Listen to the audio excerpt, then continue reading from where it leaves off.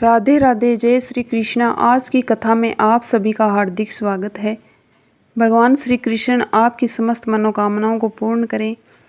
आज है 15 मई 2026, दिन है शुक्रवार और आज आप सुनेंगे ज्येष्ठ मास की कथा का 14वां अध्याय। आज ज्येष्ठ मास के कृष्ण पक्ष का 14वां दिन है, यानी चतुर्दशी तिथि है और यह त्रयोदशी तिथि सुबह 8:31 तक रहेगी और उसके बाद चतुर्दशी तिथि पूरा दिन रहेगी। आपने जिस आस्था, धैर्य और तप के साथ इस ज्येष्ठ मास की व्रत यात्रा को अपनाया है, वह न केवल ईश्वर को प्रिय है बल्कि आपके संपूर्ण जीवन को भी पवित्रता से भर देता है। हर दिन की ये कथा हमें केवल धर्म ही नहीं सिखा रही बल्कि हमारे भीतर छिपे सत्य, तप और भक्ति को भी जागृत कर रही है। अब हम हाथ जोड़कर विनम्रता से भगवान श्री कृष्ण और सूर्य नारायण से प्रार्थना करते हैं कि यदि हमारे मन, वचन या कर्म में कोई भी असावधानी रह गई हो तो वह अपनी कृपा दृष्टि से उसे क्षमा कर दे और इस आध्यात्मिक मार्ग पर हमें सदैव अडिग बनाए रखें। हे प्रभु, आपकी छाया में ही ये तप सफल है, आपकी प्रेरणा से ये कथा सार्थक है। आपके बिना हम कुछ भी नहीं, ना शब्द, ना श्रद्धा, ना व्रत, ना ही कथा। तो आइए आज के इस पावन दिन की कथा के अगले चरण में प्रवेश करते हैं, जहाँ एक नई सीख, एक नया संदेश और एक नई दिव्यता हमारा स्वागत कर रही है। अध्याय से पहले सुनिए वैभव लक्ष्मी व्रत की कथा, जो कि हर शुक्रवार को हर गृहस्थ को अवश्य ही सुननी चाहिए। आज के दिन कथा प्रारंभ करने से पहले माँ लक्ष्मी जी का ध्यान करना चाहिए। माँ लक्ष्मी जी के सभी 8 रूपों का स्मरण करके माँ लक्ष्मी जी की स्तुति इस प्रकार करनी चाहिए। जो लाल कमल में रहती है, जो अपूर्व कांत वाली है, जो असह तेज वाली है, जो पूर्ण रूप से लाल है, जिसने रक्त रूप वस्त्र पहने, जो भगवान श्री विष्णु को अति प्रिय है, जो लक्ष्मी मन को आनंद देती है, जो समुद्र मंथन से प्रकट हुई है, जो श्री विष्णु भगवान की पत्नी है, जो कमल से जन्मी है, जो अति से पूज्य है, वैसी है लक्ष्मी देवी। आप मेरी रक्षा करें। अब माँ लक्ष्मी जी के 8 रूपों का इस प्रकार ध्यान करें। ओम श्री धन लक्ष्मी नमः, ओम श्री गज लक्ष्मी नमः, ओम श्री अध लक्ष्मी नमः, ओम श्री विजय लक्ष्मी नमः, ओम श्री ऐश्वर्य लक्ष्मी नमः, ओम श्री वीर्य लक्ष्मी नमः, ओम श्री धैर्य लक्ष्मी नमः, ओम श्री संतान लक्ष्मी नमः। अब सुनिए लक्ष्मी जी की कथा। एक बार एक बहुत बड़ा शहर था। इस शहर में लाखों लोग रहते थे। पहले के ज़माने के लोग साथ साथ रहते थे और एक दूसरे की कभी कभी काम भी आते थे। लेकिन नए ज़माने के लोगों का स्वरूप ही अलग सा है। सब अपने अपने कामों में लगे रहते हैं, किसी को किसी की कोई परवाह ही नहीं। घर के सभी सदस्यों को भी एक दूसरे की परवाह नहीं होती। भजन, कीर्तन, भक्ति भाव, दया, माया, परोपकार जैसे संस्कार कम हो गए हैं। शहर में बुराइयां बढ़ गई थी। शराब, जुआ, रेस, व्यभिचार, चोरी, डकैती आदि बहुत से अपराध शहर में होते रहते थे।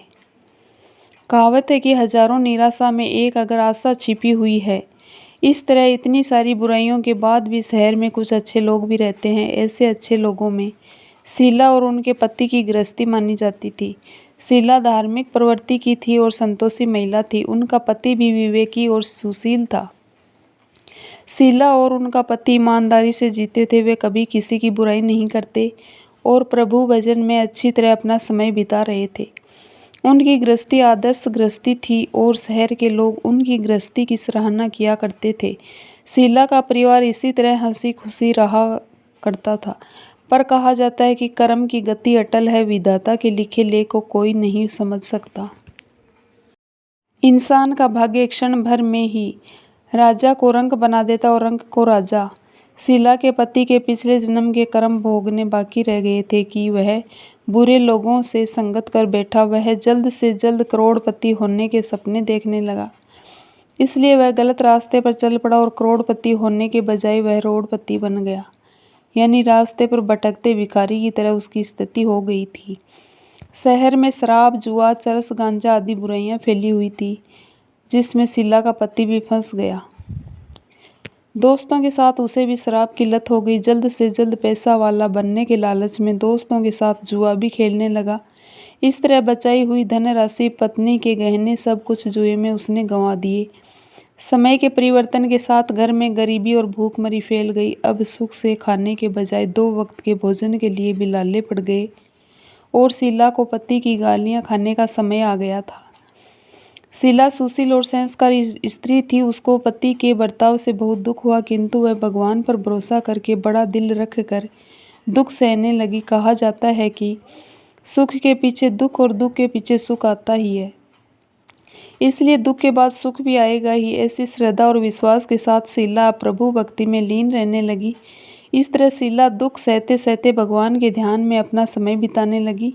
अचानक एक दिन दोपहर में उनके द्वार पर किसी ने दस्तक दी। शीला सोच में पड़ गई कि मुझ जैसे गरीब के घर पर इस समय भला कौन आया होगा। फिर भी द्वार पर आए हुए अतिथि का आदर करना चाहिए। ऐसे में धर्म के संस्कार वाली शीला ने खड़े होकर द्वार खोला। देखा तो एक माजी खड़ी है। उनका भव्य चेहरा करुणा और प्यार से झलक रहा था। उनको देखते ही शीला के मन में अपार शांति छा गई। वैसे तो शीला इन माजी को बिल्कुल भी नहीं पहचानती थी, फिर भी उनको देखकर शीला के मन में आनंद छा गया। शीला माजी को आदर और सम्मान के साथ घर में ले आई। घर में बिठाने के लिए कुछ भी नहीं था, इसलिए शीला ने एक फटी हुई चादर पर उनको बिठाया। माजी ने शीला से कहा, क्यों शीला, मुझे पहचाना नहीं? शीला ने थोड़ा हिचकिचा कर कहा, माजी आपको तो देखते ही देखते बहुत खुशी हो रही है, बहुत शांति मिल रही है। ऐसा लगता है कि मैं बहुत दिनों से जिसे ढूंढ रही थी वह आप ही है, पर मैं आपको पहचान नहीं सकती। मांझी ने हंसकर कहा, क्यों बेटी, भूल गई? हर शुक्रवार को लक्ष्मी जी के मंदिर में भजन कीर्तन होते रहते हैं, तब मैं भी वहाँ आती थी। वहाँ हर शुक्रवार को हम मिलते थे। पति गलत रास्ते पर चलने लगा, तब से शीला बहुत दुखी हो गई थी और दुख के मारे अब वह लक्ष्मी जी के मंदिर भी नहीं जाती थी। बाहरी लोगों के साथ नज़रें मिलाने में भी उसे शर्म आती थी। उसने माजी के कहने पर अपनी याददाश्त पर जोर दिया, लेकिन वह माजी उसे याद ही नहीं आ रही थी।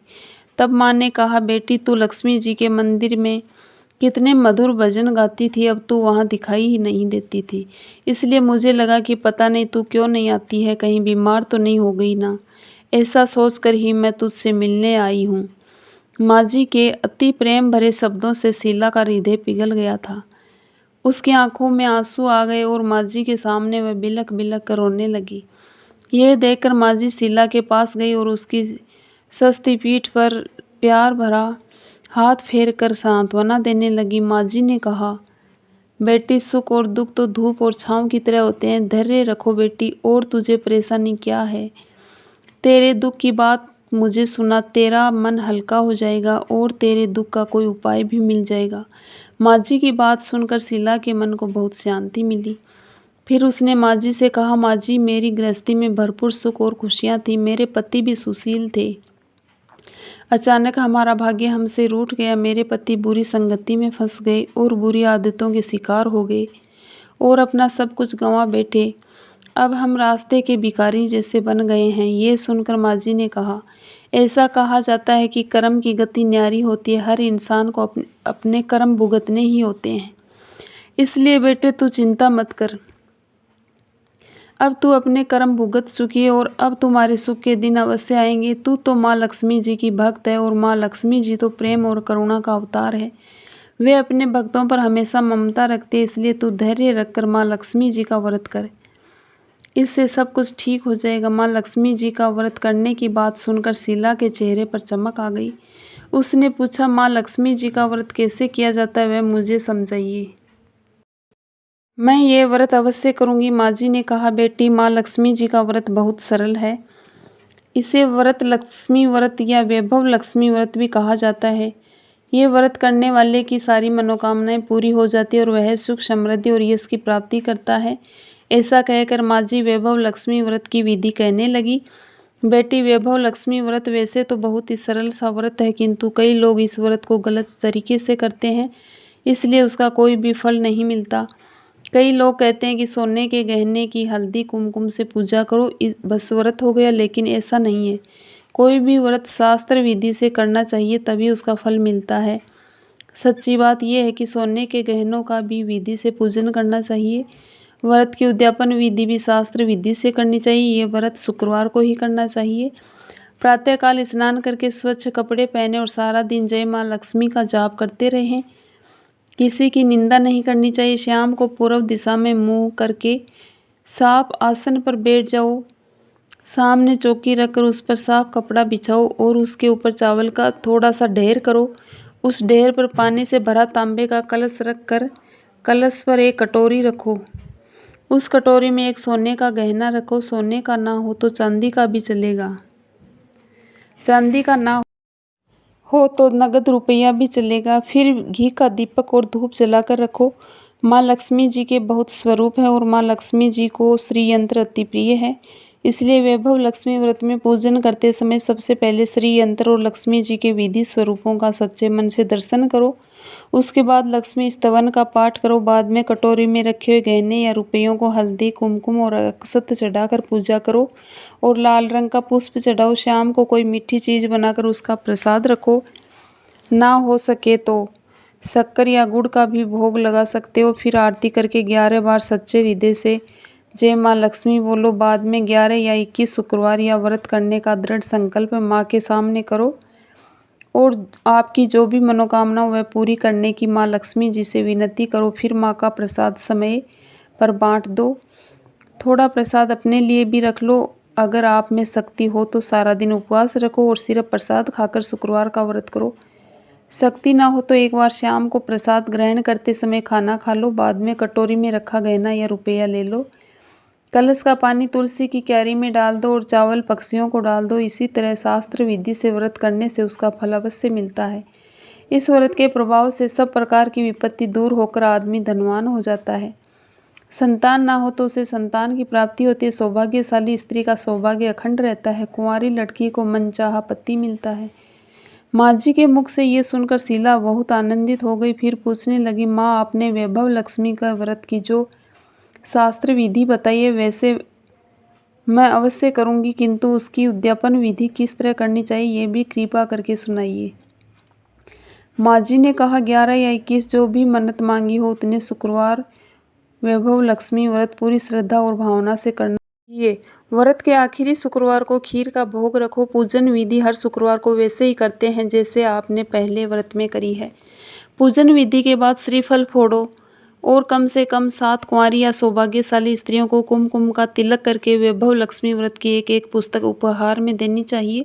सबको खीर का प्रसाद देना चाहिए। फिर धन लक्ष्मी स्वरूप वैभव लक्ष्मी स्वरूप माँ लक्ष्मी जी की छवि को प्रणाम करें। माँ लक्ष्मी जी का ये स्वरूप वैभव देने वाला है।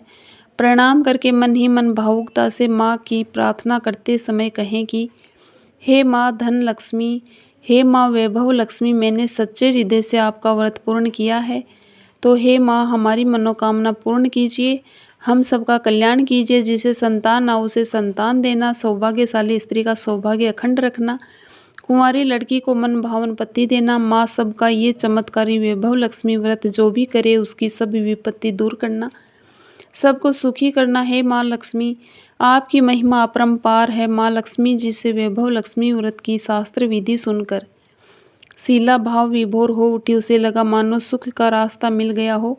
उसने आंखें बंद करके मन ही मन उसी क्षण संकल्प लिया कि हे माँ वैभव लक्ष्मी, मैं भी माँ जी के कहे अनुसार श्रद्धा पूर्वक शास्त्र विधि से वैभव लक्ष्मी व्रत 21 शुक्रवार तक करूँगी और व्रत की शास्त्र रीति के अनुसार उद्यापन भी करूँगी। शीला ने संकल्प करके जैसे ही आंखें खोली तो सामने कोई भी नहीं था। वह हैरान रह गई कि माँ कहाँ गई।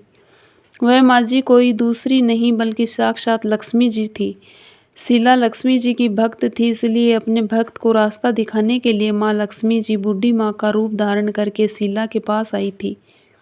दूसरे दिन शुक्रवार था। प्रातःकाल स्नान करके स्वच्छ कपड़े पहनकर शीला मन ही मन श्रद्धा और भक्ति से जय माँ लक्ष्मी का मन ही मन रटन करने लगी। सारा दिन किसी की निंदा नहीं की। शाम हुई तब हाथ पांव मुंह धोकर शीला पूर्व दिशा की ओर मुंह करके बैठी। घर में पहले तो बहुत सारे सोने के गहने थे, लेकिन पति ने गलत रास्ते पर चलकर सब गिरवी रख दिए। पर नाग की कील बच गई थी। नाग की कील निकाल कर उसे धोकर शीला ने कटोरी में रख दी। सामने चौकी पर रुमाल रखकर मुट्ठी भर चावल का ढेर किया। उस पर तांबे का कलश पानी रखकर उसके ऊपर कील वाली कटोरी रखी। फिर विधि पूर्वक वंदना, स्तुति, पूजन वगैरह किया और घर में थोड़ी शक्कर थी वह प्रसाद में रखकर वैभव लक्ष्मी व्रत किया। वह प्रसाद पहले पति को खिलाया। प्रसाद खाते ही पति के स्वभाव में अंतर आ गया। उस दिन उसने शीला को मारा नहीं, सताया भी नहीं। शीला को बहुत आनंद हुआ। उसके मन में वैभव लक्ष्मी व्रत के लिए श्रद्धा बढ़ गई थी। शीला ने पूर्ण श्रद्धा भक्ति भाव से 21 शुक्रवार तक व्रत किया। 21वें शुक्रवार को विधि पूर्वक उद्यापन विधि करके 7 स्त्रियों को वैभव लक्ष्मी व्रत की 7 पुस्तकें उपहार में दी। फिर माँ जी के धन लक्ष्मी स्वरूप की छवि को वंदन करके भक्ति भाव से मन ही मन प्रार्थना करने लगी कि हे माँ धन लक्ष्मी, मैंने आपका वैभव लक्ष्मी व्रत करने की मन्नत मांगी थी। ये व्रत आज मैंने पूर्ण किया है। हे माँ, मेरी हर विपत्ति दूर करो, हमारा सबका कल्याण करो। जिसे संतान ना हो उसे संतान देना, सौभाग्यशाली स्त्री का सौभाग्य अखंड रखना, कुंवारी लड़की को मन पसंद वर देना। जो कोई आपका ये चमत्कारी वैभव लक्ष्मी व्रत करे उसकी सब विपत्ति दूर करना, सबको सुखी करना। हे माँ, आपकी महिमा अपरंपार है। ऐसा कहकर लक्ष्मी जी के धन लक्ष्मी स्वरूप की छवि को उसने प्रणाम किया। इस तरह शास्त्र विधि से शीला ने श्रद्धा से व्रत किया और तुरंत ही उसे फल भी मिल गया। उसका पति अब सही रास्ते पर चलने लगा और अच्छा आदमी बन गया तथा कड़ी मेहनत करने से व्यवसाय करने लगा। धीरे धीरे समय बदला और उसने शीला के गिरवी रखे गहने भी छुड़ा लिए। अब घर में धन की बाढ़ सी आ गई थी। घर में पहले जैसी सुख शांति छा गई। वैभव लक्ष्मी व्रत का प्रभाव देखकर मोहल्ले की दूसरी स्त्रियां भी शास्त्र विधि से वैभव लक्ष्मी का व्रत करने लगी। हे माँ धन लक्ष्मी, आप जैसे शीला पर प्रसन्न हुई उसी तरह आपका व्रत करने वाले सब पर प्रसन्न होना, सबको सुख शांति देना। जय माँ धन लक्ष्मी, जय माँ वैभव लक्ष्मी। अब सुनिए आज का महात्म्य। श्री ब्रह्मा जी आगे कहने लगे, हे विष्णु, प्राचीन काल में राजा ययाति के कुल में सत्रजीत नामक एक प्रतापी चक्रवर्ती राजा थे। वे अत्यंत प्रभावशाली, तेजस्वी, कांतिमान, क्षमावान, गुणवान और बलशाली राजा थे तथा धीरता, गंभीरता और यश से संपन्न थे। उनके विषय में पुराणवेत्ता लोग एक गाथा गाते हैं कि महाबाहु सत्रजीत के इस पृथ्वी पर राज्य करते हुए जहाँ से सूर्य उदित होते और जहाँ अस्त होते हैं और जितने में भ्रमण करते हैं वह संपूर्ण क्षेत्र सत्रजीत क्षेत्र कहलाता है। राजा सत्रजीत संपूर्ण रत्नों से परिपूर्ण सप्तद्वीपवती पृथ्वी पर धर्म पूर्वक राज्य करते थे। वे सूर्य देव के परम भक्त थे। उनके ऐश्वर्य को देखकर सभी लोगों को बड़ा आश्चर्य होता था। उनके राज्य में सभी व्यक्ति अपने अपने धर्म का पालन करते थे। राजा सत्रजीत के 4 मंत्री थे। वे सब अप्रतिहत सामर्थ्य वाले और राजा के स्वामी भक्त थे। भगवान सूर्य के प्रति उनकी अत्यंत श्रद्धा थी और उनकी सामर्थ्य को देखकर न केवल उनकी प्रजा को आश्चर्य होता था बल्कि स्वयं राजा भी अपने ऐश्वर्य पर आश्चर्यचकित थे। एक बार उनके मन में आया कि अगले जन्मों में भी मेरा ऐसा ही ऐश्वर्य बना रहे। ये सोचकर उन्होंने शास्त्र और धर्म के तत्व को जानने वाले ब्राह्मणों को बुलाकर उनकी यथोचित भक्तिपूर्वक पूजा कर उन्हें आसन पर बिठाया और उनसे कहने लगे, हे भगवान, यदि आप लोगों की मुझ पर कृपा है तो आप मेरी जिज्ञासा को शांत कीजिए। ब्राह्मण कहने लगे, महाराज, आप अपना संदेह हम लोगों के सामने प्रस्तुत कीजिए। आपने हमारा पालन पोषण किया है और सभी प्रकार से भोजन आदि द्वारा हमें संतुष्ट भी रखा है। विद्वान ब्राह्मण का तो कर्तव्य ही है वह धर्म के संदेह को दूर करे, अधर्म से निवृत्त करे और कल्याणकारी उपदेश को भलीभांति समझाए। आप अपनी इच्छा के अनुसार जो कुछ भी पूछना चाहो पूछ सकते हो। तभी उनकी महारानी विमलवती ने भी राजा से निवेदन किया कि महाराज, मेरा भी एक संदेह है, आप महात्माओं से पूछ कर निवृत्त करा लीजिए। मैं तो अंतःपुर में ही रहती हूँ, अतः मेरी प्रार्थना है कि आप प्रथम मेरा ही संदेह दूर कीजिए, क्योंकि आपके संदेह की निवृत्ति के लिए तो अनेकों साधन हैं। राजा सत्रजीत अपनी पत्नी से कहने लगे, प्रिय, क्या पूछना चाहती हो? पहले मैं तुम्हारा ही संदेह पूछूंगा। तब उनकी रानी कहने लगी, महाराज, मैंने अनेक राजाओं के चरित्र और ऐश्वर्य को सुना है, किंतु आपके समान ऐश्वर्य अन्य लोगों को सुलभ नहीं। यह किस कर्म का फल है? मैंने कौन सा उत्तम कर्म किया था जिसके कारण मुझे आपकी रानी होने का सौभाग्य प्राप्त हुआ है? पूर्व जन्म में हम दोनों ने कौन सा पुण्य कर्म किया है? इस विषय में आप मुनियों से अवश्य पूछिएगा। तब सत्रजीत कहने लगे, देवी, तुमने तो मेरे मन की बात जान ली है। मुनियों की बातें सत्य हैं। पत्नी पुरुष की अर्धांगिनी होती है और ऐसी कोई बात नहीं जो इन महामुनियों से छुपी हुई हो। इन महात्माओं से तो मैं भी यही पूछना चाहता था। फिर महाराज ने महात्माओं से पूछा, भगवान, मैं पूर्व जन्म में कौन था? मैंने कौन से पुण्य कर्म किए थे, इस सर्वांग सुंदरी मेरी पत्नी ने कौन से उत्तम कर्म संपन्न किए थे, जिससे हमें ऐसी दुर्लभ लक्ष्मी प्राप्त हुई है। में परस्पर अतिशय प्रीति है। सभी राजा मेरे अधीन हैं, मेरे पास असीम द्रव्य है और मैं अत्यंत बलशाली हूँ। मेरा शरीर भी निरोगी है। मेरी पत्नी के समान संसार में कोई दूसरी स्त्री नहीं है।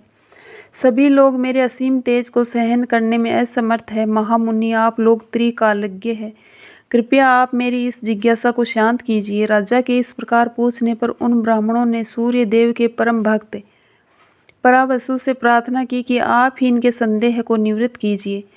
तब धर्मज्ञ ब्राह्मणों की सम्मति से महामती परावसु ने योग समाधि के द्वारा राजा और रानी के पूर्व जन्म के सभी कर्मों की जानकारी प्राप्त कर राजा से इस प्रकार कहना प्रारंभ किया। परावसु कहने लगे, महाराज, आप पूर्व जन्म में बड़े निर्दयी, हिंसक और कठोर हृदय के शूद्र थे।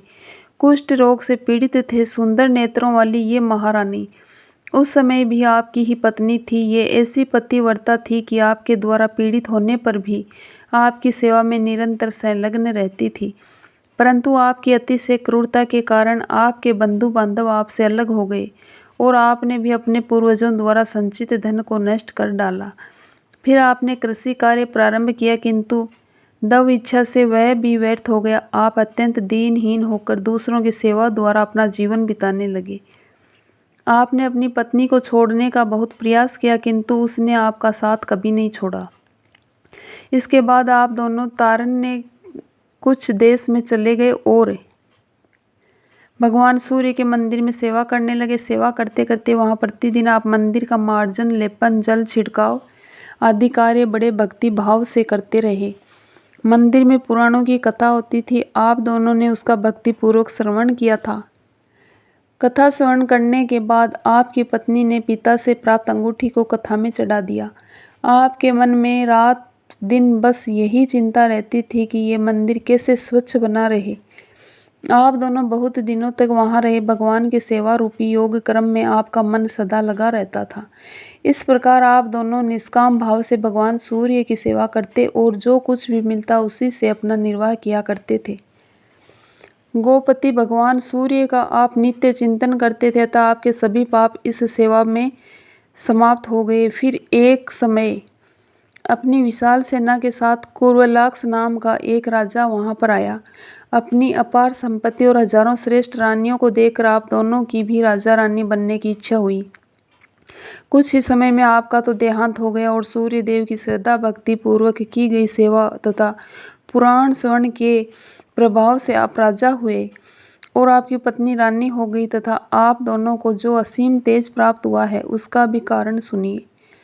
जब मंदिर में दीपक तेल तथा बत्ती के अभाव में बुझने लगता था, तब आप अपने भोजन के लिए रखे हुए तेल से उसे पूरित करते थे और आपकी रानी अपनी साड़ी फाड़कर उससे बत्ती बनाकर जलाती थी।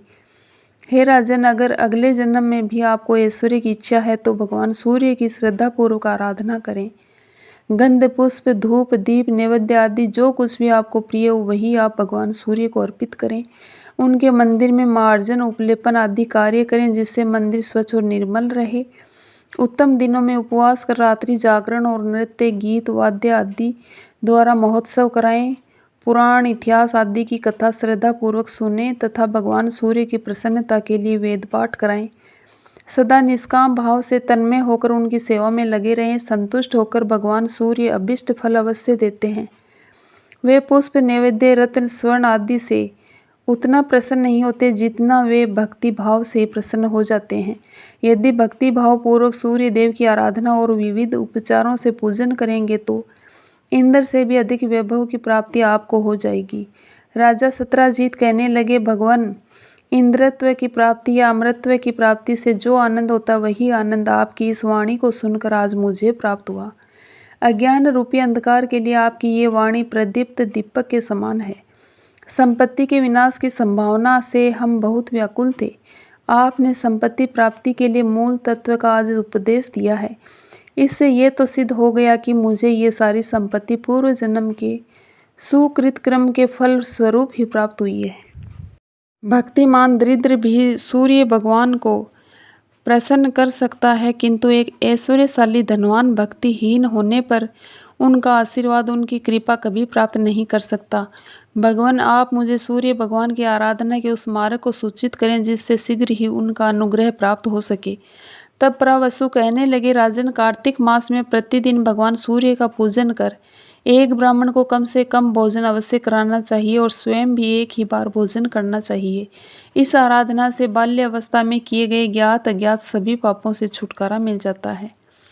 मार्गशीर्ष में पूर्वोक्त रीति से व्रत करने वाले स्त्री पुरुष की ब्राह्मण को मरकत मणि का दान करने से प्रौढ़ अवस्था में किए गए पापों से मुक्ति प्राप्त हो जाती है।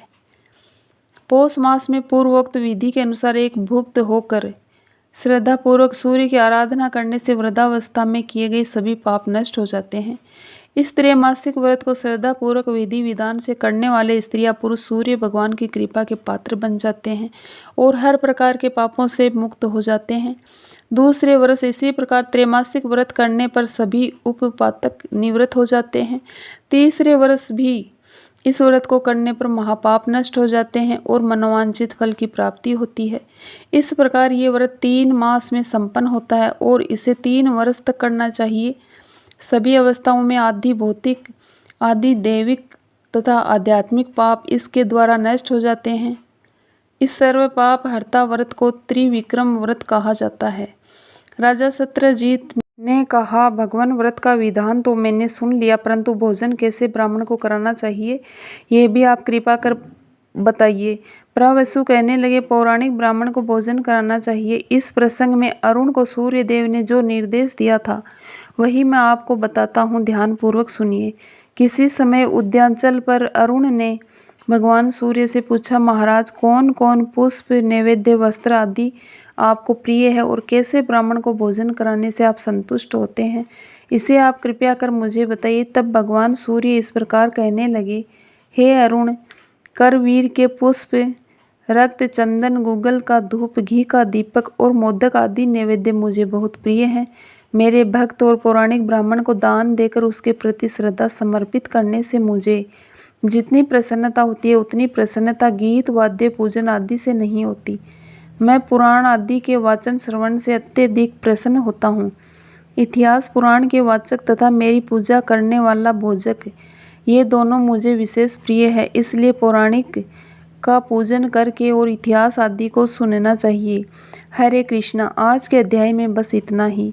इसके आगे की कथा आप सभी आने वाले अध्याय में सुनिएगा। अब शुरू करते हैं श्री सूर्य चालीसा पाठ। श्री रवि हरत हो घोर तम, अगणत किरण पसारी, वंदन करूं तब चरणन में, अर्घ देऊं जलधारी। सकल सृष्टि के स्वामी हो सचराचर के नाथ, निस्त दिन होत तुमसे ही होवत संध्या प्रभात।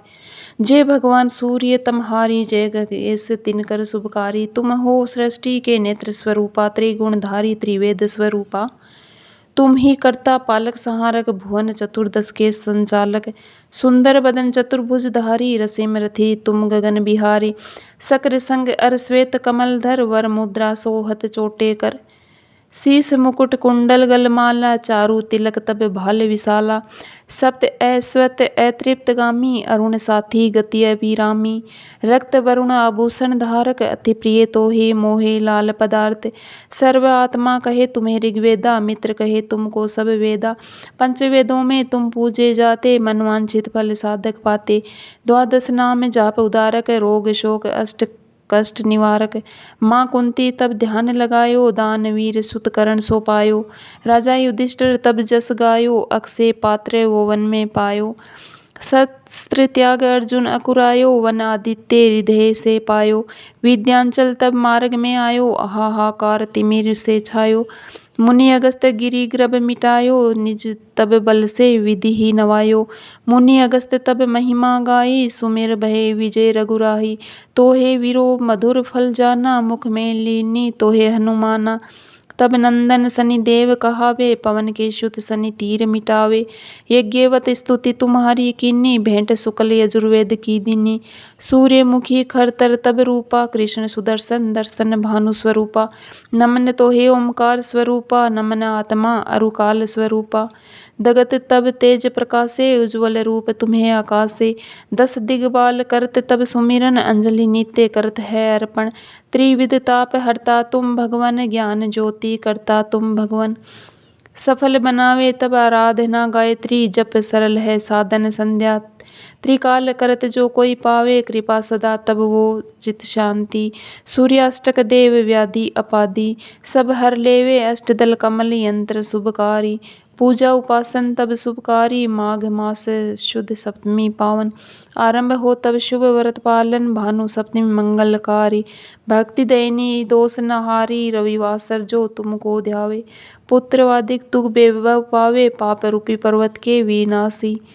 वृज रूप तुम हो अविनाशी, राहु आन तब ग्रास बनावे। ग्रहण सूर्यता को लग जावे, धर्म दान तब करते हैं साधक। मिटत राहु तब पीड़ा बाधक, सूर्य देव तब कृपा कीजिए। दीर्घ आयु बल बुद्धि दीजिए, सूर्य उपासना कर नित ध्यावे। कुष्ठ रोग से मुक्ति पावे, दक्षिण दिशा तोरी गति जावे। दक्षिणायन वो ही कहलावे, उत्तर मार्गी तो रथ होवे। उत्तरायण तब वो कहलावे, मन अरु वचन कर्म हो पावन। संयम करता भलित आराधना, भरत दास चिंतन करत घर दिन कर। तब ध्यान रखियो कृपा इस भक्त पे, तुम्हारी सूर्य भगवान।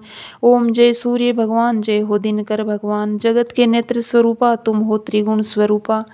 धरत सब ही तब ध्यान, ओम जय सूर्य भगवान। सारथी अरुण है प्रभु तुम श्वेत कमलधारी, तुम चार भुजाधारी अश्व है। सात तुम्हारे कोटि किरण पसारे, तुम हो देव महान। ओम जय सूर्य भगवान। उषा काल में जब तुम उद्यान चलाते, सब तब दर्शन पाते। फैलाते उजियारा जागता तब जग सारा, करे सब तब गुणगान। ओम जय सूर्य भगवान। संध्या में भुवनेश्वर अस्तांचल जाते, गोधन तब घर आते। गोधुल बेला में हर घर हर आंगन में हो तब महिमा गान। ओम जय सूर्य भगवान। देव धनुज नर नारी, ऋषि मुनिवर भजते। आदित्य हृदय जपते स्तोत्र मंगलकारी। इसकी हर रचना न्यारी, देव नवजीवन दान। ओम जय सूर्य भगवान। तुम हो त्रिकाल रचेता, तुम जग के आधार महिमा। तब अपरंपार प्राणों का सींचन करते, भक्त को अपने देते। बल बुद्धि और ज्ञान, ओम जय सूर्य भगवान। भूचर जलचर खेचर सबके हो प्राण, तुम्ही सब जीवों के प्राण। तुम्ही वेद पुराण बखाने, धर्म सभी तुम्हें माने। तुम ही सर्वशक्तिमान, ओम जय सूर्य भगवान। पूजन करती दिशाएं पूजे, 10 दिक्पाल तुम भवनों के प्रतिपाल। ऋतुएं तुम्हारी दासी, तुम शाश्वत अविनाशी। शुभकारी अंशुमान, ओम जय सूर्य भगवान। ओम जय सूर्य भगवान। जय हो दिनकर भगवान, जगत के नेत्र स्वरूपा तुम हो त्रिगुण स्वरूपा। धरत सभी तब ध्यान, ओम जय सूर्य भगवान। प्रेम से बोलिए सूर्य भगवान की जय। राधे राधे, जय श्री कृष्णा।